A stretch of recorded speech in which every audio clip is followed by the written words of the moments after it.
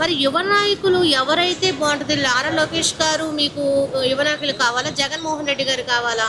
Youth icon అంటే నారా లోకేష్ గారు. Youth కి టార్చ్ బేరర్ లాగా ప్రజెంట్ ఉన్న జనరేషన్ కి ఆయన ఇన్స్పిరేషన్ గా తీసుకుని, అలాగే సోషల్ మీడియాలో కానీ ఎవరికైనా ప్రాబ్లమ్స్ ఉంటే ట్విట్టర్ వేదికగా ఏ కేసుకైనా రెస్పాండ్ అయ్యి నేనున్నానంటూ ప్రతి ఒక్క పేద కుటుంబం అయినావని పార్టీలు అతీతంగా ఏ వైసీపీ అవని టీడీపీ అవని ఏ పార్టీకైనా అతను నేనున్నానని అండగా నిలుస్తున్నారు. అది గత ప్రభుత్వంలో అలా లేదు. ఒక జగన్మోహన్ రెడ్డి పార్టీ వాళ్ళకే వాళ్ళు సపోర్ట్ చేశారు. ఇప్పుడు నారా లోకేష్ గారు అలా కాదు. ఏ పార్టీ అయినా అవని ఎవరైనా అవని నేనున్నానంటూ అతను ఒక బ్యాక్ బోన్ గా సపోర్ట్ ఉంటున్నాడు.